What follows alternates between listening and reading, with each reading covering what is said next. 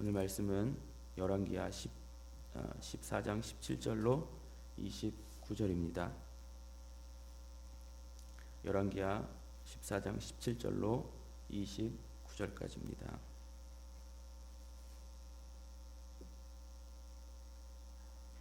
한 목소리로 읽겠습니다. 이스라엘 왕 여호아스의 아들 요아스가 죽은 후에도 유다의 왕 요아스의 아들 아마샤가 15년간을 생존하였더라. 아마샤의 남은 행적은 유다 왕 역대지략에 기록되지 아니하였느냐. 예루살렘에서 무리가 그를 반역한 고로 그가 라기스로 도망하였더니 반역한 무리가 사람을 라기스로 따라보내 그를 거기서 죽이게 하고 그 시체를 말에 실어다가 예루살렘에서 그의 조상들과 함께 다윗성에 장사하니라. 유다 온 백성이 아사랴를 그의 아버지 아마샤를 대신하여 왕으로 삼으니 그때 그의 나이가 16세라. 아마샤가 그의 조상들과 함께 잔 후에 아사랴가 엘랏을 건축하여 유다에 복귀시켰더라. 유다의 왕 요아스의 아들 아마샤 제15년에 이스라엘 왕 요아스의 아들 여로보암이 사마리아에서 왕이 되어 41년간을 다스렸으며 여호와 보시기에 악을 행하여 이스라엘에게 범죄하게 한 느밧의 아들 여로보암의 모든 죄에서 떠나지 아니하였더라.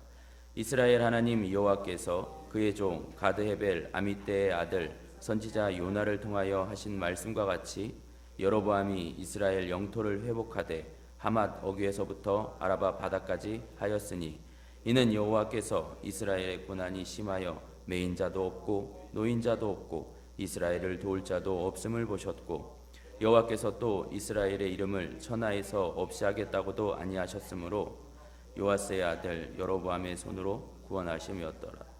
여로보암의 남은 사적과 모든 행한 일과 쌓은 업적과 다메섹을 회복한 일과 이전에 유다에 속하였던 하맛을 이스라엘에 돌린 일은 이스라엘 왕 역대지략에 기록되지 아니하였느냐. 여로보암이 그의 조상 이스라엘 왕들과 함께 자고 그의 아들 스가랴가 대신하여 왕이 되니라. 아멘. 하나님의 긍휼 회복의 출발점이라는 제목으로 말씀을 전하겠습니다. 우리가 어제 교만한 아마샤의 비참한 결과, 아마샤의 교만의 그 결과를 보았는데요. 사실 여러분 그 교만함으로 오는 결과, 피해, 대가, 그것도 참으로 불행한 것이요 안타까운 것이지만 그것보다 더 원초적인 어떤 피해요 불행은 그 교만함 자체에 있습니다. 그 교만한 상태 자체가 이미 심판이고 절망이고 그 교만함이 위험한 것입니다. 바꿔 말해 그 교만함으로 촉발되는 2차 피해보다는 그 교만함 그것이 심각한 것이라 이 말이죠. 교만 뭐죠? 그렇게 하나님을 벗어나 하나님을 생각하지 않고 나 혼자에 갇혀서 헤매이는 것 그것만큼 외롭고 위태로운 것은 없을 것입니다. 이 교만함의 문제가 어디 아마샤만의 문제이겠습니까? 아닙니다. 우리 역시 우리 안에 숨어있는 여러 가지의 교만함을 볼 수 있어야 하겠습니다. 그리고 그 교만한 나의 모습이 밉고 싫고 너무 부끄러워져야 하는 것이겠죠. 자, 여하간 우리는 아마샤의 그 교만함과 결과를 보았는데요. 이러한 아마샤를 하나님은 과연 어떻게 하실까요? 하나님의 대책은 무엇일까요? 그냥 그 아마샤를 끝장내시는 것입니까? 일고의 여지도 없이 교만하였으니 단죄하시고 심판으로 종결 짓는 것입니까? 어떻게 하실까요? 이런 생각을 염두에 두시고 내용 관찰 1번을 보겠습니다. 유다 왕 아마샤의 말년은 어떻게 끝이 납니까? 18절부터가 아니라 19절부터 21절까지를 보셔야 하는데 한번 보세요. 아마샤의 말년에 뭐가 일어나요? 예루살렘에 반란이 일어났다 합니다. 그러자 아마샤는 어디로 도망가요? 라기스. 라기스는 예루살렘 남쪽 이쪽에 있는 도시거든요. 그 라기스로 피신합니다. 하지만 반란을 일으킨 사람들이 라기스로 자객을 보내서 거기는 아마샤를 죽입니다. 그런데 희한하게 그를 말에 실어다가 예루살렘에 있는 다윗 성에 안치했다고 해요. 대체적으로 반역하여 왕을 죽였다면요, 그 시체를 모욕하는 법이거든요. 짐승의 밥으로 던져주던지 아니면 그냥 버려버립니다. 하지만 그 시신을 곱게 말에 실어서 다윗성이라 하면 명예로운 곳입니다. 은혜로운 곳이에요. 그 명예로운 곳에 안치시킨다네요. 더불어 성경은 반란자가 누군지, 자객이 누군지에도 관심이 없습니다. 거론하지 않습니다. 왜냐하면 그들이 중요한 게 아니거든요. 여기 하나 더 말씀드리면, 반란자, 반역자들은 다른 이를 왕으로 추대하지도 않고 아주 곱게 그 아마샤의 아들을 다음 왕으로 세웁니다. 그 아들이 아마샤 왕의 뒤를 잇게 하지요. 차차고 여러분 무엇을 느끼십니까? 아마샤 왕의 말로가 단순히 비참하고 형편없고 창피하게만 보이십니까? 그럼에도 불구하고 그런 자에게 흐르는 하나님의 은혜요, 긍휼이 보이지 않습니까? 죽어서라도 그를 다윗성에 안치하는, 그를 다윗성에 안치한다는 것은 무슨 의미냐면요, 그 아마사 역시 언약의 수혜자라는 말이거든요. 그 아마샤에게도 언약에 담긴 하나님의 은혜가 부어졌다는 얘기거든요. 하나님은 당신의 백성을 죽여서라도, 숨통을 끊어서라도 당신의 은혜 안으로 넣으신다는 얘기입니다. 이러한 하나님의 처사가 어떻게 느껴지세요? 별로 이렇게 내키지 않으실지 모르겠지만 이것이 바로 하나님의 은혜요, 긍휼입니다. 은혜, 긍휼이라는 말은 자격이 있는 자에게, 그럴 만한 가치가 있는 자에게 부어지는 그런 것을 의미하지 않아요. 그렇게 자격 있고 그럴 만한 가치가 있는 자에게 주어지는 것은 보상이요, 칭찬이라고 하지 은혜나 긍휼이라 하지 않습니다. 잘 아시다시피 은혜와 긍휼은 받을 자격이 도무지 없는 자가, 또 그럴 만한 가치가 눈꼽만큼도 없는 자가 받게 되는 것, 그것이 은혜요, 긍휼이라고 하는 것 아니겠습니까? 교만함의 극치를 달리며 하나님께서 세워주신 왕으로서의 함량에 미달되고 형편없고 무능한, 그래서 결국 자객에게 칼을 맞을 수밖에 없는 그런 실패하고 비참한 인생이지만, 그런 그에게 하나님은 마지막에 말로의 은혜를, 자비를, 긍휼을 거두지 않는다는 것입니다. 여러분, 아마샤나 우리나 교만하기는 매 마찬가지입니다. 우리와 그 아마샤가 크게 다르지 않아요. 우리 역시 그 아마사처럼 은혜로, 긍휼로 구원 얻은 자입니다. 많은 주석가들이 이 부분을 부정적으로 보고 있더라고요.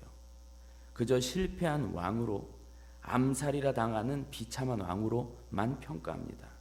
그러나 그건 인간 아마샤만 보기 때문이에요. 그를 다윗성에 안치하시는 하나님의 손길은 보지 못하는 결과이죠. 내용 관찰 2번입니다. 이스라엘 왕 여로보암 2세의 통치 기간과 영적 상태, 그리고 그에 대해 요나가 예언한 내용을 살펴봅시다. 23, 4, 5절 또 28절에 대한 내용인데요. 23절의 시작을 이렇게 합니다. 유다의 아마샤 왕이 다스릴 때, 그때 북이스라엘은 과연 어땠는지 보자, 이렇게 나가요. 어떻지요? 북이스라엘이 요아스의 아들 여로보암이라고 그러네요. 여로보암 2세를 말하는 거죠. 북이스라엘의 초대왕인 그 여로보암의 이름을 그대로 따가지고 온 겁니다. 그 여로보암 2세가 몇 년간 다스렸냐면 41년간 다스렸다고 해요. 그렇게 다스리긴 했는데, 장기간에 걸쳐 다스리긴 했는데 어떻다고 하죠? 여호와 보시기에 악을 행하고 이스라엘에게 범죄한 느밧의 아들 그 여로보암 1세의 모든 죄에서 벗어나지 않았다, 떠나지 않았다 그럽니다. 하지만 그럼에도 불구하고 무엇이 있었다고 하냐면 요나에게 하신 말씀이 있었다는 겁니다. 그 말씀이 구체적으로 무슨 말씀인지 성경이 없기 때문에 모르지만 여하간에 그 말씀대로 요나에게 주신 말씀대로 이스라엘 영토가 회복되었다고 합니다. 이 여로보암 2세 때의 이스라엘 영토가 다윗 시대만큼 통일 왕국이었던 다윗 시대만큼 이렇게 넓었다고 해요. 북쪽이. 그러니까 하나님께서 그 작은 나라 북이스라엘에게 어마어마하게 역사하신 것이죠. 아주 확확 밀어주신 것입니다. 그러면서 성경이 28절인데요. 성경이 이 여로보암 2세를 어떤 평가로 마무리하냐면요. 그의 행적과 그가 한 모든 일과 그가 전쟁에서 거둔 성과나 또 영토를 확장한 일, 이것만 기록해놔요. 뭐가 좀 보이시죠? 그의 신앙이 어떠했다? 여호와 보시기에 정직했다? 이런 얘기가 있습니까? 하나도 없습니다. 그냥 세속적인 그런 기준에 의한 말만 있습니다. 여로보암 2세가 다스리던 때에 북이스라엘은요 정말 부강했어요. 잘 먹고 잘 살았습니다. 여로보암 2세는 북이스라엘 왕들 중 제일 오래 통치했고요. 정말 잘 먹고 잘 살았던 모양입니다. 그러나 그 이면에 이들 북이스라엘의 신앙과 윤리는 어땠는지 아십니까? 이 여로보암 2세가 제위하던 시대의 일이 잘 기록된 책이 뭐냐면 소선지서의 아모스서예요. 아모스서. 그 아모스서를 보시면 그 당시 북이스라엘이 어땠는지가 잘 드러나는데, 그 당시에 북이스라엘은 우상 숭배는 말할 것도 없거니와 권력층이 부패하고요, 부익부 빈익빈이 아주 계속 지속됐으며 상류층의 여성들의 부패에 대한 말도 적지 않아요. 남자가 아니라 여자가 그랬다는 것은 여자를 비하하는 것이 아니라 남자는 말할 것도 없다는 얘기죠. 아주 썩을 대로 썩었다는 것입니다. 무슨 말씀을 드리고 싶냐면 하나님은 동일하게 은혜를 주신다는 겁니다. 잘해서 주시는 것이 아니라 잘못해도 하나님은 모든 이들에게 동일하게 은혜를 주신다 이겁니다. 아마샤에게 은혜를 주시고 긍휼을 베푸셨듯이 이 북이스라엘 여로보암에게도 은혜를 주셨다는 거죠. 그러나 그렇게 주셨는데 어떤가, 이걸 보자 이거죠. 연구와 묵상 3번을 이어서 보도록 하겠습니다. 하나님이 여로보암 2세를 통해 요나의 예언을 성취하신 이유는 무엇입니까? 26절 27절인데요. 그 요나의 예언, 어떤 예언인지 명확하진 않지만 이스라엘 영토를 회복한다는 그 예언이에요. 그 예언을 성취하신 이유가 무엇인가? 이 질문이죠. 왜 그렇게 하셨나? 무엇 때문에 그렇게 하셨나? 26절을 보시면 이는 여호와께서 이스라엘의 고난이 심하여 매인 자도 없고 노인 자도 없고 이스라엘을 도울 자도 없음을 보셨고, 그러니까 고난이 심한데 잘 먹고 잘 살기 전 고난이 심한데 매인 사람이나 노인 사람이나, 그러니까 종이나 자유인이나 어떤 자도 이스라엘의 그 고난을, 어려움을 해결할 사람이 아무도 없었다는 거죠. 그리고 이어 27절에 하나님은 이 북이스라엘을 아주 버린다고 하신 일이 없었으니까, 그러니까 버린다고 하지 않았으니까 뭐 하신다고요? 끝까지 책임지신다는 거죠. 그래서 누구를 통하여? 여로보암을 통하여 이 북이스라엘을 구원하셨다는, 살려내셨다는 그런 말씀입니다. 어려움에서 건져내셨다는 말씀이죠. 요나의 예언을 성취하신 것, 즉 북이스라엘을 심각한 어려움에서 살려주신 이유, 그것이 무엇입니까? 다른 건 아닙니다. 하나님의 은혜입니다. 그들을 불쌍히 여겨주시는 긍휼입니다. 다른 이유가 없습니다. 그들이 힘들고 어렵고 불쌍해서가 아니라 그들을 불쌍히 여겨주셔서지요. 그러니까 은혜의 어떤 동인이 그들에게 있는 것이 아니라 하나님 측에 있다는 것입니다. 느낀 점 4번입니다. 이스라엘을 긍휼히 여기셔서 비록 악한 왕이지만 여로보암 2세의 손을 통해 구원을 이루시는 하나님을 묵상할 때 무엇을 느낍니까? 그러니까 인간에게는 소망이 없다는 것입니다. 인간에게는 구원 얻을 만한 조금의 이유도 빌미도 없다는 거예요. 그저 그분의 은혜일 뿐이라는 말입니다. 입 바른 소리가 아닙니다. 우리는 인생 속에서 그것을 알고 가는 것입니다. 공술의 공수고가 아니라 죄술의 은혜수고, 죄만 가지고 태어난 인생, 죄만 쏟아내는 그런 인생인데 하나님은 그런 우리에게 은혜를 허락하셨다. 이걸 알고 가는 것이죠. 은혜의 하나님이시죠. 이 은혜는 은혜 받은 자만 알고 누리는 것입니다. 그들에게 있는 것이 아니라 하나님의 긍휼히 여겨주심, 거기에 있다는 것이죠. 결단과 적용입니다. 하나님이 긍휼을 베풀어 주시지 않았다면 오늘 내가 이렇게 살아있을 수 없음을 고백합니까? 나를 불쌍히 여기시고 구원해 주신 하나님께 감사 찬양을 올려드립시다. 하나님이 기쁘게 사용하시는 깨끗한 그릇이 되기 위해 오늘 내가 버려야 할 죄악은 무엇입니까? 아마샤나 여로보암이나 하나님 앞에서는 크게 다르지 않습니다. 누가 어떻게 했고, 누가 어떤 모습이었고, 누가 무엇을 잘했고, 이것보다 오늘 성경이 우리에게 말씀하는 것은 그들에게 동일하게 은혜를 베푸신 그 하나님을 보라 이겁니다. 그 하나님을 보고 그 하나님의 은혜를 생각해서 그 은혜를 아는 자답게 그렇게 살라 이것이죠. 은혜 받았다면, 그분의 은혜를 안다면 어떻게 해야겠느냐 이겁니다. 두 왕의 모습을 보고 두 나라의 모습을 보면서 끝까지 하나님은 은혜를 거두시지 않는데 그러함에 그들이 어떻게 살았는지, 그리고 그것을 우리에게 볼 수 있어야 한다 이겁니다.